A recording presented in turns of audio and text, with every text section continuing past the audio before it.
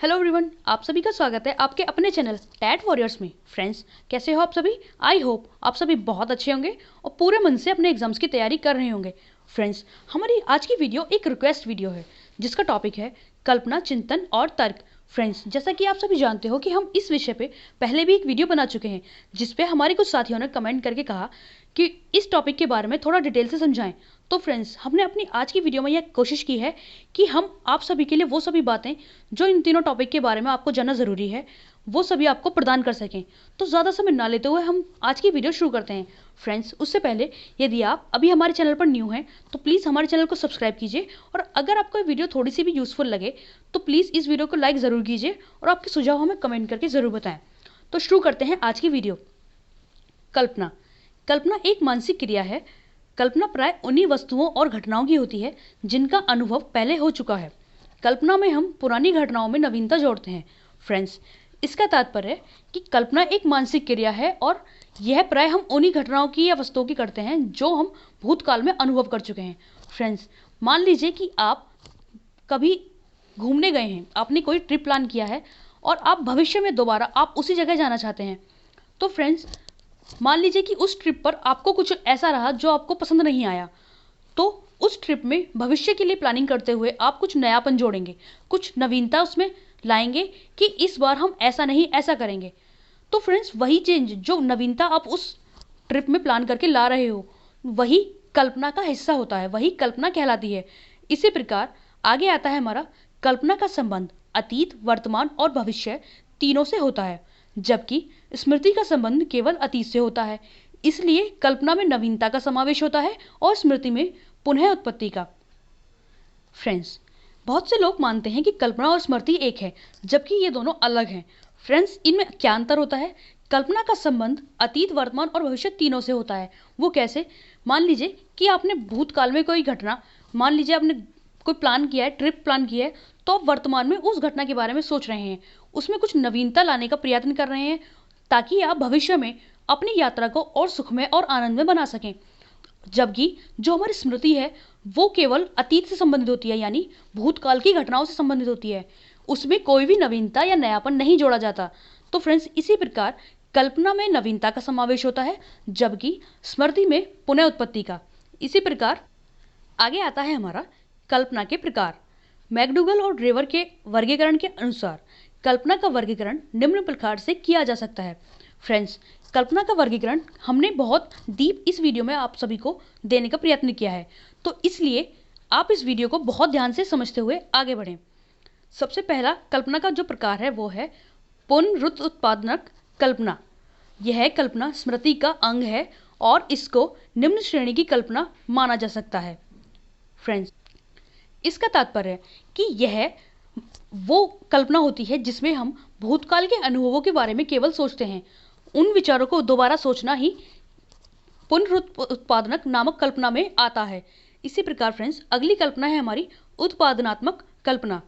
यह कल्पना सृजन विकसित करती है। इसे दो भागों में बांटा गया है। फ्रेंड्स, जब भी हम कुछ नया क्रिएटिव काम करने वाले होते हैं तो उसमें हमारी उत्पादनात्मक कल्पना ही काम में आती है। इसके दो भाग हैं। जो सबसे पहला है उसमें हमारा आदनात्मक कल्पना। इसमें विचार किसी और का होता है लेकिन उसके आधार पर व्यक्ति एक नई वस्तु की कल्पना करता है, जैसे शिक्षक द्वारा मानचित्र, नदी आदि का चित्र दिखाना। फ्रेंड्स, जैसा कि इसमें बताया गया है कि इसमें विचार किसी और का होता है लेकिन उसके आधार पर व्यक्ति एक नई वस्तु की कल्पना करता है। इसका तात्पर्य है कि एक कक्षा में अध्यापक द्वारा बच्चों को कोई मानचित्र दिखा करके किसी देश के बारे में, किसी भौगोलिक क्षेत्र के बारे में छात्रों को समझाया जा रहा है। इसमें विचार तो अध्यापक का है किंतु वो सभी छात्र अध्यापक के विचारों के आधार पर अपने मस्तिष्क में एक नई कल्पना करते हैं, एक नई चीज को सीखने का प्रयत्न करते हैं। तो वही आदनात्मक कल्पना कहलाती है। इसका दूसरा प्रकार आता है हमारा सृजनात्मक कल्पना। इस कल्पना में व्यक्ति विचारों के साथ साथ उनमें नए विचारों या भावों की भी कल्पना करता है। ड्रेवर ने इसे उच्च स्तर की कल्पना माना है, जैसे कविता लिखना, चित्रकारी करना आदि।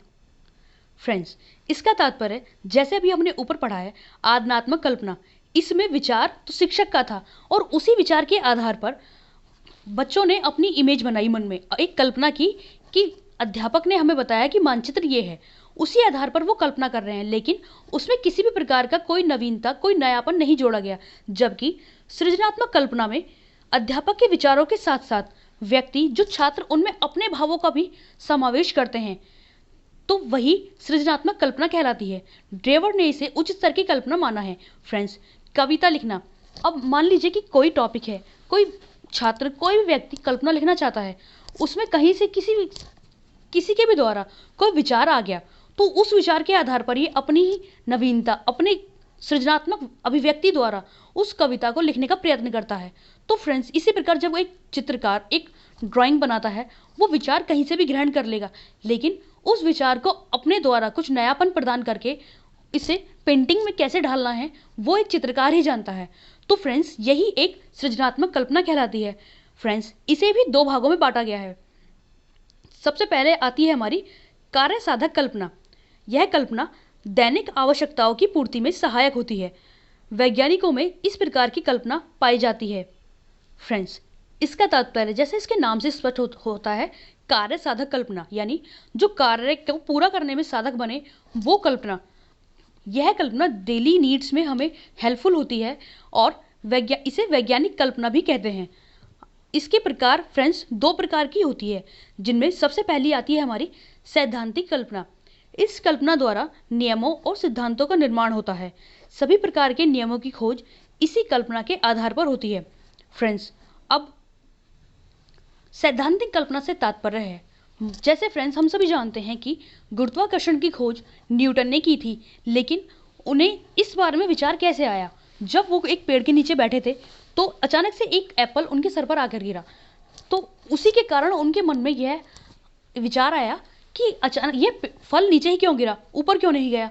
तो इसी के आधार पर फ्रेंड्स ग्रेविटी की खोज की गई, गुरुत्वाकर्षण की बल की खोज की गई।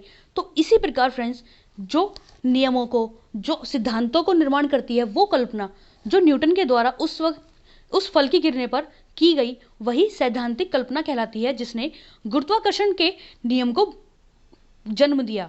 इसी प्रकार अगली कल्पना आती है हमारी व्यवहारिक कल्पना।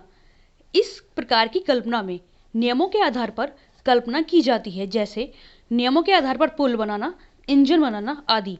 फ्रेंड्स, यह व्यवहारिक कल्पना, इससे नाम से ही स्पष्ट होता है कि जिसे हम अपने व्यवहार में लाते हैं, जिसे हम अपने प्रयोग में लाते हैं, उस प्रकार की कल्पना। फ्रेंड्स, जैसा मान लीजिए कि किसी भी अब कोई पुल बनाया जाना है, तो उस पुल बनाने के लिए पहले एक मैप तैयार किया जाता है। वो मैप किसी की कल्पना के आधार पर होता है। उस कल्पना को आधार मानकर उस पुल को वास्तविक रूप से तैयार किया जाता है। या फ्रेंड्स, जैसे मान लीजिए कि हम सभी को पता है कि जेम्स वाट ने भाप के इंजन की खोज की थी, उन्होंने आविष्कार किया था। तो उस नियम के आधार पर ही भविष्य में जितने भी भाप के इंजन बनाए गए, वो सभी व्यवहारिक कल्पना का उदाहरण है। इसी प्रकार फ्रेंड्स आगे आती है हमारी रसात्मक कल्पना। इस प्रकार की कल्पना में मस्तिष्क पूर्ण रूप से स्वतंत्र होता है। कवियों और शायरों में इस प्रकार की कल्पना होती है। फ्रेंड्स, रसात्मक कल्पना, इस प्रकार की कल्पना जो लिखने से ज़्यादातर संबंधित होती है। जो कवि और शायर अपनी रचनाएं करते हैं, उनमें रसात्मक कल्पना पाई जाती है। यह कल्पना भी दो प्रकार की होती है। पहली, कलात्मक कल्पना। इस कल्पना में व्यक्ति स्वयं कुछ नियंत्रण प्रयोग में लाए जाते हैं। इस जैसे एक उपन्यास लिखते समय लेखक इसमें वही लिखना चाहेगा जो श्रेष्ठ है। फ्रेंड्स, कलात्मक कल्पना से तात्पर्य है कि एक लेखक जब किसी का उपन्यास लिखता है, किसी के बारे में कोई आत्मकथा लिखे या किसी भी को भी नायक मानकर उसका उपन्यास लिखे, तो उसमें वो वही बातें शामिल करना चाहेगा जो उस उपन्यास के नायक को और श्रेष्ठ बनाता है, जो उसकी क्वालिटीज़ को और आगे बढ़ चढ़कर बताए। तो फ्रेंड्स, इस तरह की कल्पना कलात्मक कल्पना कहलाती है। रसात्मक कल्पना का दूसरा भाग आता है हमारा तरंगिक कल्पना। इसमें पूर्ण रूप से स्वतंत्र होकर कल्पना की जाती है, जिस पर कोई नियंत्रण नहीं होता। फ्रेंड्स, तरंगिक कल्पना जो हम डेली में अक्सर करते ही रहते हैं, जैसे इसमें पूर्ण रूप से स्वतंत्र होते हैं, किसी भी तरह का कोई बंधन नहीं होता। इसके एग्जाम्पल हैं दिवा स्वप्न, हवाई किले बनाना, परियों की कथाएं। फ्रेंड्स, जैसे हम अपने मन को शांति देने के लिए अक्सर सोचा करते हैं कि काश मैं ऐसा करूँगा और भविष्य में ये होगा, कुछ भी अच्छा सोचना। फ्रेंड्स, इस कल्पना का केवल लाभ इतना है कि हम अपनी मानसिक मानसिक स्थिरता प्राप्त कर सकते हैं, मन को केवल एक सुख दे सकते हैं, एक अभिप्रेरणा दे सकते हैं, जो तरंगिक कल्पना कहलाती है। इसी प्रकार अगला टॉपिक आता है हमारा चिंतन। सरल शब्दों में चिंतन का तात्पर्य किसी विषय में सोचने की योग्यता को कहते हैं। चिंतन की शुरुआत किसी समस्या से प्रारंभ होती है और उस समस्या के समाधान पर ही चिंतन की समाप्ति होती है। फ्रेंड्स, चिंतन का तात्पर्य सामान्य शब्दों में अगर हम कहें तो किसी विषय में सोचना होता है फ्रेंड्स, और इसकी शुरुआत किसी समस्या से होती है। मान लीजिए फ्रेंड्स, अगर आपको भूख लगी है और आसपास कोई खाने का साधन नहीं है, कोई भी सामग्री नहीं है, तो फ्रेंड्स उस भूख को शांत करने के लिए भोजन की खोज ही आपके लिए चिंतन का विषय बन जाता है। और वो तब शांत होता है, तब पूरी होती है जब आप भोजन प्राप्त कर लेते हैं। इसी प्रकार आगे जो हमारे मनोवैज्ञानिक हैं रॉस, उन्होंने कहा है चिंतन ज्ञानात्मक पक्ष की मानसिक प्रक्रिया है। फ्रेंड्स, ज्ञानात्मक पक्ष से तात्पर्य कि चिंतन मस्तिष्क द्वारा किया जाता है, इसीलिए यह एक मानसिक प्रक्रिया है। आगे आते हैं हमारे चिंतन के प्रकार। चिंतन के 2 प्रकार होते हैं। सबसे पहला सीमित चिंतन। इसके अंतर्गत तर्क, समस्या समाधान, निर्णय और उत्पादक चिंतन शामिल होते हैं। फ्रेंड्स, इसका तात्पर्य है कि सीमित चिंतन, जिसमें कोई भी एक समस्या दे दी जाती है और उसी विषय पर आधारित हम कोई भी चिंतन प्रक्रिया करते हैं। जैसे मान लीजिए कि हमें कोई मैथ की प्रॉब्लम सॉल्व करनी है, तो वही गणित का सवाल हमारे लिए उस वक्त चिंतन का विषय बन जाता है और उसी के आधार पर हम अपनी चिंतन प्रक्रिया करते हैं, तो वो एक सीमित चिंतन कहलाता है। अगला आता है हमारा असीमित चिंतन। इसके अंतर्गत कल्पना और स्वप्न आते हैं।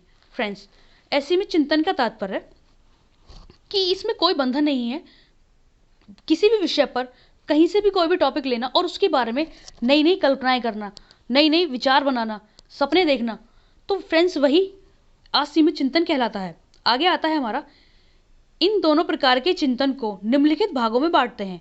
सबसे पहला प्रत्याक्षात्मक चिंतन, जिसे इंग्लिश में परसेप्चुअल कहते हैं। इस चिंतन का आधार उपस्थित घटना ही होती है। इसके लिए किसी भी शब्द या नाम की आवश्यकता नहीं होती।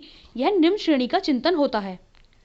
फ्रेंड्स, इसका तात्पर्य है कि किसी भी वस्तु, किसी भी घटना का हमें किसी भी नाम लेने की आवश्यकता नहीं है। मान लीजिए कि भूतकाल में हमारे साथ कोई ऐसी घटना हुई है कि जिस स्थान पर या जिस स्थान विशेष से या किसी व्यक्ति विशेष से उस घटना का जुड़ाव होता है, वो घटना उससे जुड़ी होती है, तो हम उस स्थान को या व्यक्ति विशेष को देखकर दोबारा से सोचने लगते हैं, तो वही फ्रेंड्स प्रत्याक्षात्मक चिंतन कहलाता है। जैसे इसे उदाहरण है हमारा, दंड देने वाले शिक्षक को देखकर पुनर्चिंतन शुरू हो जाता है।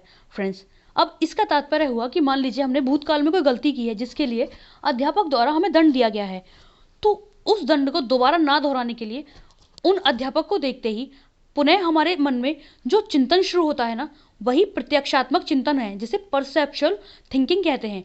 फ्रेंड्स, इसी प्रकार अगला प्रकार आता है हमारा प्रत्यात्मक चिंतन, जिसे इंग्लिश में कंसेप्चुअल थिंकिंग कहते हैं। यह पूर्व अनुभूतियों पर आधारित होती है। इसके आधार पर भविष्य के संदर्भ में समस्या का समाधान निकाला जाता है। फ्रेंड्स, इसका तात्पर्य, मान लीजिए कि हमने कोई प्लानिंग की और हमने उस प्लान के आधार पर अपने किसी कार्य को पूरा किया है, और फ्रेंड्स उसी काम को हम किसी भी और कार्य में या भविष्य में हम कभी सोचते हैं कि अगर ये घटना हमारे साथ आगे जाकर भी हुई तो हम इसी समस्या को, इसी समाधान को आगे भी हम प्रयोग करेंगे। तो फ्रेंड्स, वो होता है प्रत्यात्मक चिंतन यानी कंसेप्चुअल थिंकिंग। इसी प्रकार आगे आता है हमारा तार्किक चिंतन, लॉजिकल थिंकिंग। इस प्रकार का चिंतन अनेक प्रकार के शोध और सामाजिक नियमों का जनक होता है।